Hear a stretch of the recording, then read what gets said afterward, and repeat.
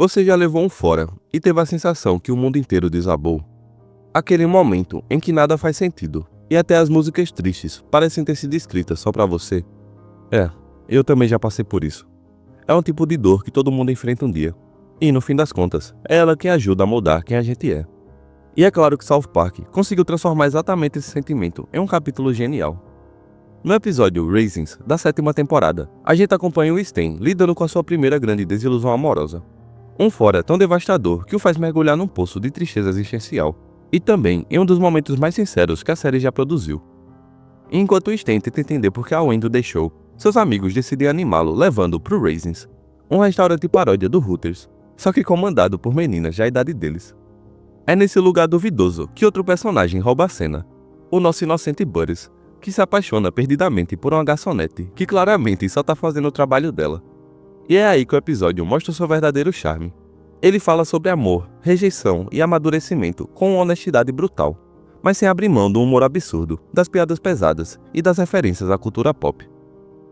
Se você ainda não me conhece, eu sou Bomberly, e hoje a gente vai revisitar um dos capítulos mais melancólicos e, ao mesmo tempo, mais humanos de South Park. Mas antes, não se esquece de curtir o vídeo e de se inscrever no canal. Dito isso, se prepara, porque o Raisins é aquele tipo de história que te faz rir, refletir e, de algum jeito, até se identificar. A história começa de maneira inocente, como em qualquer outro dia em South Park. Os meninos estão jogando futebol e discutindo as jogadas que farão, quando o Bebé chega do nada e solta a bomba. O Wendy terminou com Stan. A Wendy terminou. Quê? A Wendy terminou com você. E pronto, o tempo para. Stan congela no meio do pátio, sem entender o que aconteceu, enquanto o resto dos garotos reage da forma mais insensível possível, com o Cartman gritando que a Bebé é uma estúpida, e o Butters completando a ofensa de forma muito engraçada. Vai te fuder, bundão! Vai todo mundo tomar no cu! Ah, é? Pelo menos nós temos cu, bobona. Isso aí, esse mesmo. Vocês são muito idiotas! Mas o choque do Stan é tão grande que ele nem se importa com os amigos. Ele só entra em um modo de luto total. E a partir daí, o episódio se transforma numa sequência digna de um videoclipe dos anos 80, com Stan caminhando pela chuva, parado na ponte e vendo o reflexo imaginário da Wendy no rio, e sentado na calçada enquanto chora. Tudo isso com uma música melosa tocando no fundo. E, inclusive, esse episódio tem uma trilha sonora muito boa. E a que toca nessa cena é a música Don't Know What You Got, da banda Cinderella. E todo esse conjunto é, ao mesmo tempo, engraçado e triste, porque todo mundo já passou por uma fase assim, achando que o fim de um namoro era o fim da vida. No dia seguinte, Stan, desesperado, pede ajuda ao Kyle, que de início recusa, mas logo cede e aceita falar com a Wendy por ele. E ela responde de forma direta, dizendo que o Stan até é legal, mas ela só não quer mais ser a namorada dele. Só que pro Stan, aquilo não é suficiente. Então ele tenta de novo, dessa vez pedindo pro Jimmy entregar uma mensagem poética para ela.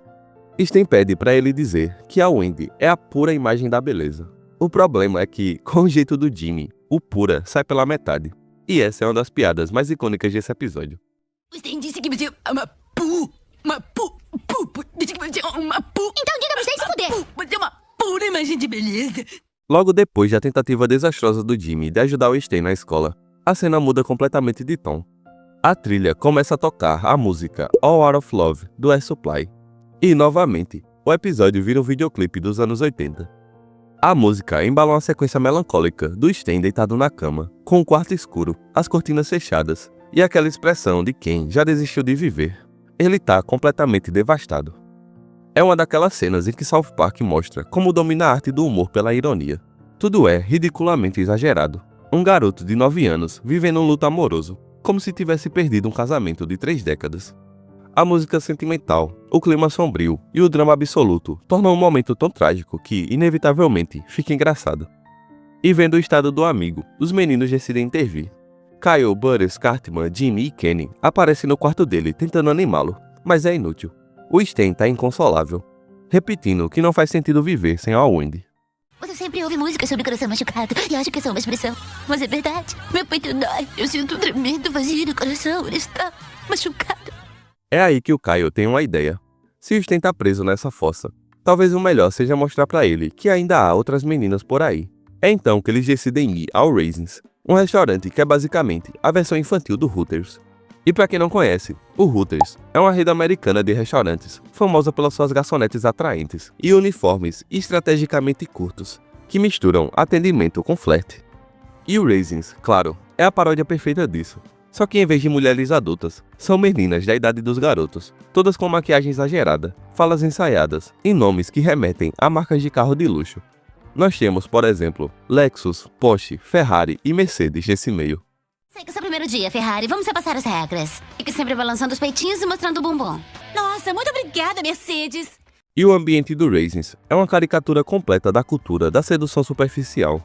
Tudo ali é cuidadosamente pensado para imitar o charme artificial de um restaurante adulto. Só que o contraste é absurdo. Aqui são crianças servindo outras crianças, fingindo entender um tipo de jogo que nem deveriam conhecer.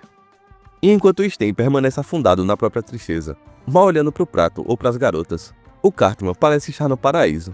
Mas não pelas meninas, claro, só pelas asinhas de frango, que ele encara como a maior conquista da noite. Caralho, galerinha, esse é o melhor lugar do mundo. Mas no meio disso tudo, quem rouba a cena é o Butters. Ele observa tudo com um encantamento quase romântico, sem entender a artificialidade do lugar. E quando uma das garçonetes, a Lexus, o trata com a mesma atenção ensaiada de sempre, ele se convence de que tem algo especial ali. Baixa um sorriso, um toque rápido no ombro, e pronto. Na mente dele, aquilo é amor verdadeiro. É como se ele estivesse vivendo o início de uma grande história. Pessoal, eu acho que essa garota gostou de mim. Ela tocou as minhas costas quando saiu, vocês viram? E é aqui que a genialidade do episódio brilha. Porque, enquanto o Sten está mergulhado no desespero de perder alguém que realmente o amava, o Butters vive a ilusão de estar sendo amado quando, na verdade, está sendo apenas um cliente. South Park faz aqui uma crítica afiada ao consumismo e à maneira como até sentimentos podem ser transformados em produto. As meninas do Raisins são treinadas para vender atenção, e o Butters, com a sua pureza infantil, não consegue perceber isso. Ele representa o espectador mais inocente, aquele que ainda acredita que carinho não tem preço, enquanto o mundo adulto se diverte lucrando com isso. O contraste entre eles é o coração do episódio. Um garoto devastado pela perda e o outro encantado pela ilusão. E enquanto isso, o resto dos meninos só tá ali como público de um show que eles nem entendem direito. O melhor é que o roteiro não precisa dizer nada abertamente. A piada se constrói sozinha. Mas ainda decidida a reconquistar a Wendy, Sten percebe que pedir ajuda para os amigos não adiantou nada e resolve tentar outra abordagem, que é falar com alguém do lado dela. É aí que ele aparece na porta da Bebê. E depois de ouvir todo o desabafo, ela dá um conselho simples. Bebê diz para ele fazer algo romântico, algo que mostra o quanto ele se importa. Tipo ir para baixo da janela dela com o rádio na cabeça e tocando Peter Gabriel. E ele faz isso. O Sten aparece debaixo da janela da Wendy, segurando um rádio enorme na cabeça. Uma referência direta ao clássico dos anos 80, Say Anything, ou Diga o que Quiserem, no título em português, em que o personagem principal faz exatamente a mesma coisa para provar o seu amor. No filme, ele toca In Your Eyes, do Peter Gabriel, uma das músicas mais românticas da época, perfeita para aquele tipo de declaração. Mas como estamos falando de South Park, é claro que as coisas não saem do jeito esperado. Em vez de tocar a música certa, o Sten toca Shock the Monkey, também do Peter Gabriel. Só que essa, sendo uma música completamente fora de contexto, com uma letra que fala sobre instinto, obsessão e comportamento animal. O contraste é tão absurdo que se torna genial. E a cena, que deveria ser comovente, vira uma piada visual sobre o quanto ele não entende nada do que tá fazendo.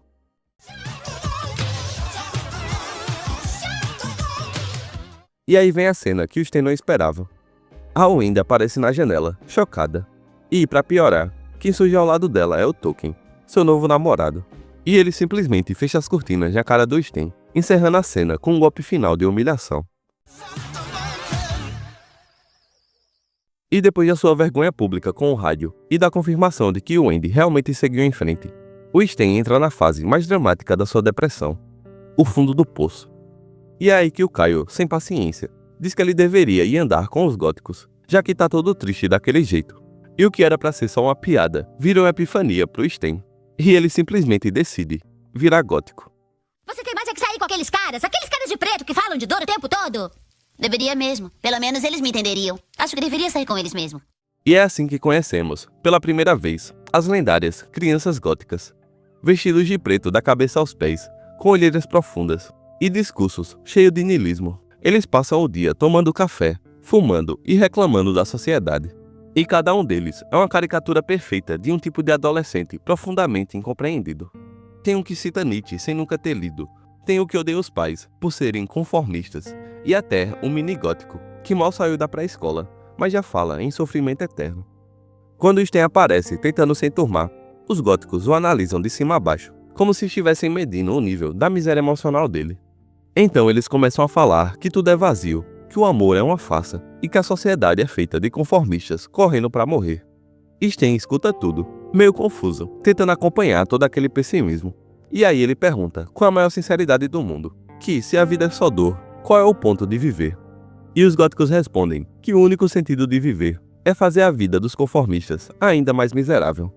E para se tornar um não conformista, o Sten precisa fazer exatamente o que os outros góticos fazem: se vestir igual, ouvir as mesmas músicas e adotar a mesma pose de tédio existencial. E é claro que ele aceita sem pensar duas vezes. E na cena seguinte, já na casa da Henrietta, as coisas ficam ainda mais absurdas.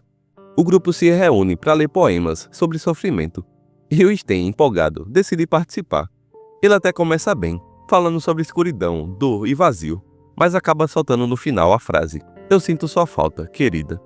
Os góticos olham para ele horrorizados e explicam que querida não é uma palavra gótica. Não, cara, você não pode dizer, sinto tanta sua falta, querida, quero segurá-la nos meus braços. Diga, sinto tanta falta de vê-la que quero cortar os meus olhos com gilete. Nesse trecho, a gente já vê o Sten completamente mergulhado na sua nova identidade, usando franja, vestindo preto da cabeça aos pés e adotando o nome de Corvo, como se fosse um personagem saído direto de um poema do próprio Edgar Allan Poe. Sten se torna um retrato hilário e incrivelmente preciso do adolescente que transforma a própria dor em estilo de vida. South Park acerta em cheio nessa crítica, com o grupo que mais fala sobre individualidade, que acaba sendo o mais igual de todos. Todos têm o mesmo cabelo, as mesmas roupas, o mesmo estilo, e acham que ser triste é um sinal de profundidade. No fundo, parece que o episódio tá rindo da gente, de como, em algum momento, todo mundo já foi um pouco o Corvo, tentando se diferenciar, mas só trocando de roupa, tentando parecer forte, mas escondendo um coração partido. Aqui, o Sten queria superar a Wendy, mas acabou se perdendo em um papel que o faz sentir importante por estar triste. É uma piada ácida, mas também muito verdadeira, que às vezes a gente veste a dor porque é mais fácil do que realmente enfrentá-la. Mas enfim, enquanto o Sten se afunda na melancolia dos góticos, o episódio alterna o foco para alguém que vive uma tragédia completamente diferente e, de certo modo, ainda mais tocante. Desde a primeira visita ao Raisins, o Butters acredita piamente que aquele toque no ombro e aquele sorriso ensaiado da Lexus eram sinais de amor verdadeiro. E o pior é que ele mergulha de cabeça nisso. O Butters simplesmente passa o episódio inteiro ligando pra Lexus, comprando presentes, gastando todo o dinheiro da mesada e contando pra todo mundo que tá em um relacionamento. É o tipo de ingenuidade que só o Butters consegue carregar sem parecer burro. Porque, no fundo, ele não é. Ele só é puro. E é justamente essa pureza que faz tudo doer mais quando a verdade vem à tona. Quando os pais de Butters descobrem sua namorada e resolvem ir com ele conhecer a menina, o desastre é inevitável. No restaurante, eles se dão conta que a garçonete só tratava o Butters bem por obrigação profissional. Ela nunca gostou dele, nem sequer o via como alguém além de um cliente. E mesmo com os pais tentando explicar, Butters não entende. Ele insiste que ela o ama, que eles têm algo especial. É triste, mas incrivelmente engraçado, porque o contraste entre o mundo colorido que ele imagina e a realidade fria é devastador e cômico na mesma medida. Do que você tá falando, moleque? Nós não somos namorados. Quê? Lexus, o que você está dizendo? Mas o que transforma essa parte em algo memorável é a reação do Butters depois de o baque. Quando finalmente percebe que foi rejeitado, ele chora. Chora de verdade, daquele jeito sincero e confuso que só uma criança consegue. E é nesse momento que o Butters surpreende todo mundo. Depois de passar o episódio inteiro acreditando que tinha vivido um grande romance, ele finalmente entende que foi apenas enganado, e mesmo assim não reage com raiva ou amargura. Em vez disso, ao ser questionado pelo Sten e pelos góticos, ele desabafa com uma sinceridade absurda. Butters diz que sim, ele está triste, mas que, de certo modo, se sente grato por poder sentir isso, porque, para ele, a dor é a prova de que ele está vivo. Eu estou triste, mas ao mesmo tempo estou feliz que algo pode me fazer sentir tristeza. É como isso me fazer sentir vivo, sabe? Essa fala, até hoje, é considerada uma das mais sinceras de todo o show, e talvez a mais bonita do Butters. Porque enquanto Sten se esconde atrás da sua pose gótica e do discurso de não me importo com nada, o Butters enfrenta a dor, aceita o sofrimento e segue em frente com o mesmo sorriso inocente de sempre. É irônico, mas no fim das contas, o personagem mais infantil de South Park acaba sendo o mais maduro de todos.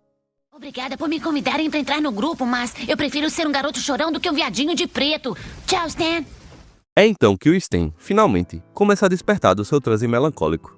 É como se a fala inocente do amigo tivesse atravessado todas as camadas da sua maquiagem gótica e atingido o centro da questão. Ele percebe que estava apenas fingindo não se importar e usando o luto como escudo. A tristeza já tinha virado identidade e ele não quer mais isso. Então ele só manda os góticos pra puta que pariu e vai embora. Ele tem razão. Eu já nem sei quem eu sou. Eu gosto mais de gostar da vida do que de odiá-la. E vocês vão pra puta que pariu. Essa virada é simbólica e bem sarcástica. Exatamente do jeito que a série gosta. Não tem um grande discurso de superação. O Sten simplesmente decide parar de dramatizar. Então, na cena seguinte, ele volta para jogar futebol, como no início do episódio. Ele encontra os amigos e, como se nada tivesse acontecido, pega a bola e começa a jogar de novo. O ciclo se fecha no mesmo ponto em que começou, mas agora com a leveza que o episódio construiu de forma genial. E ainda tem a cereja do bolo. Ao ver a Wendy passando com o token, ele olha e simplesmente manda um. Ei, Wendy. Você é uma puta? Token, vai se foder. E em vez de buscar uma moral edificante, o episódio termina zombando do próprio sentimentalismo. A superação aqui não é sobre aprender lições profundas. É sobre continuar jogando, continuar rindo e continuar vivendo. E, de algum jeito, essa simplicidade faz o Raisins ser mais sincero sobre qualquer drama sobre desilusões amorosas. Antes de fechar o episódio, vale abrir um espaço para aquelas curiosidades que deixam o Raisins ainda mais interessante. Para começar, como eu já disse, o restaurante que dá nome ao episódio é uma sátira direta ao Hooters, a rede americana famosa por transformar o atendimento simpático em parte do cardápio. A diferença é que, em South Park, essa ideia é levada ao extremo do absurdo, com meninas fingindo ser sedutoras profissionais. É desconfortável, engraçado e, claro, uma baita crítica à forma como a cultura pop sexualiza tudo, inclusive o que deveria ser inocente. Outro ponto marcante é a estreia das crianças góticas, que aparecem pela primeira vez aqui e acabam se tornando personagens recorrentes em várias temporadas seguintes. E a forma como eles foram criados foi quase acidental. Originalmente, a fala do Kyle sobre os góticos era para ser só uma piada jogada, mas o Trey Parker achou que seria divertido mostrar quem eram esses tais góticos. E assim nasceu o grupo que, anos depois, ganhou até episódios próprios. E claro, não dá pra falar de Raisins sem mencionar o nosso querido Butters Stott. Esse episódio é só mais um de muitos em que ele mostra o quanto é inocente demais pro mundo em que vive. Ele tem o coração mais puro de South Park, o que, naturalmente, o coloca nas situações mais desastrosas possíveis. A gente vê esse padrão se repetindo várias vezes, como por exemplo, no episódio Margarine, quando os meninos o fazem fingir a própria morte e ele tem que viver como uma menina infiltrada no grupo das garotas. Ou em Casa Bonita, quando o Butters é trancado em um bunker pelo Cartman e passa dias acreditando que o mundo acabou. E também, claro, tem o episódio O Incastigável, em que ele se envolve com os próprios góticos e os vampiros da escola, achando que finalmente encontrou um grupo que o entende. Em todos esses casos, o Butters age com a mesma ingenuidade encantadora, acreditando de verdade nas pessoas, mesmo quando tudo à volta dele é falso, cruel ou simplesmente idiota. É como se o coitado tivesse nascido para sofrer. Enfim, Raisins é aquele tipo de episódio que começa como uma piada boba sobre términos e acaba como uma reflexão disfarçada de piada. Ele mistura drama adolescente, crítica cultural e humor escrachado de um jeito que só South Park faz. E no meio das piadas sobre os restaurantes temáticos e as garotas de maquiagem pesada, a série fala sobre algo bem real: a dor de amadurecer. Sten aprende que o mundo não para só porque alguém não o ama mais. E Butters descobre que o amor nem sempre é correspondido, mas que sentir tristeza é a prova de estar vivo. São dois lados de uma mesma moeda. O episódio mostra que amadurecer é entender que nem tudo tem final feliz, e tudo bem. Às vezes, dar risada da própria desgraça é a forma mais sincera de seguir em frente. E South Park entrega isso, sem sentimentalismo barato, sem moral pronta, apenas com aquela ironia que transforma o trágico em algo absurdamente engraçado. E aí, o que você achou de Raisins? Você já teve um término digno de trilha sonora dos anos 80, igual o Sten? Conta aqui nos comentários. Também deixa o like e aproveita para conferir os outros vídeos que estão aparecendo aí na tela. Valeu por estar comigo até aqui e nos vemos na próxima.